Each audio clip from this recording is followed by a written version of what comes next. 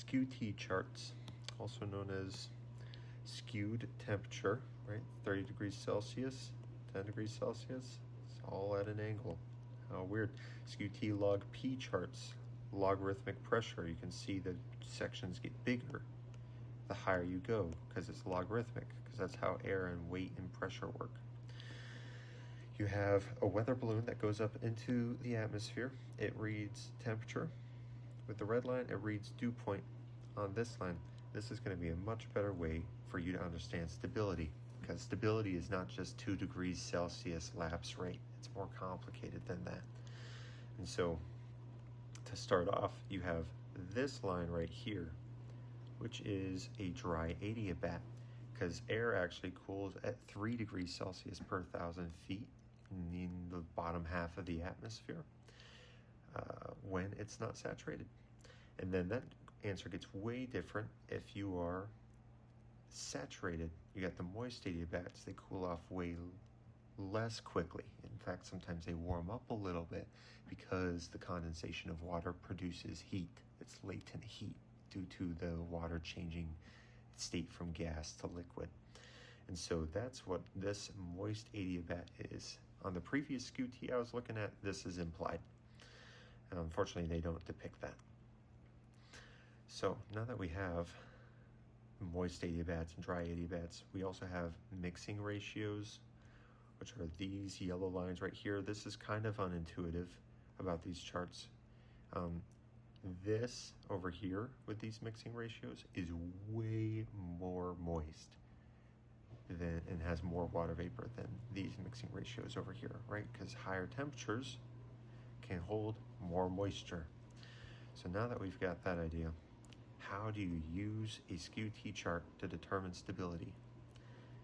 Take temperature, cool it adiabatically, so we're going to match this slope. Cool it dry adiabatically because it's not saturated. Now you take this, you follow the mixing ratio, because that's going to depict how much water vapor is in the air. It's just not magically disappearing, right? Boom, you intersect there. That is the base of your clouds, also known as the level, lifted condensation level. There we go. Now your air parcel is saturated. Ta-da. Now it follows the moist adiabatic curve. It's cooling at the moist adiabatic rate, so it lifts up. And that is actually what these brown lines are right here. I should keep following that. Now, your air parcel, when it's below this temperature line, is stable because it's colder than the actual air. This is called SIN, convective inhibition. That's holding you away from making a cloud. Past this point, you get the level of free convection. Wait, look, it's marked right there. Past this point, you are warmer and less dense than the actual temperature because you cooled, because the water adds heat, right? Moist adiabatic, baba booey.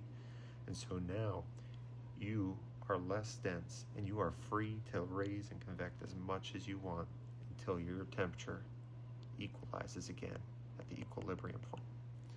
If you use calculus and you integrate this, that's going to give you your available potential energy for convective action, also known as CAPE, convective available potential energy. This is an actual description of the stability of the atmosphere.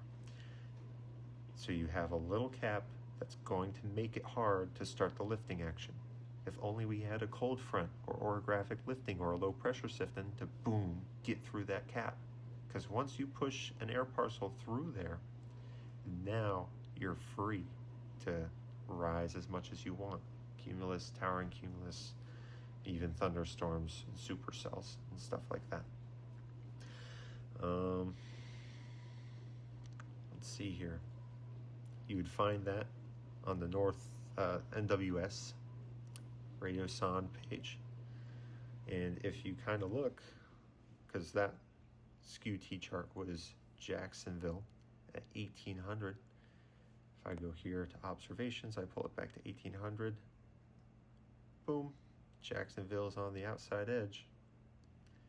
Kind of makes sense that's not getting any atmosphere of something, because it's not getting any like storms or anything because it's so dang dry. Look how far away the dew point is from the temperature. There's barely any moisture in the air right there. But that answer would be way different if we move to the left,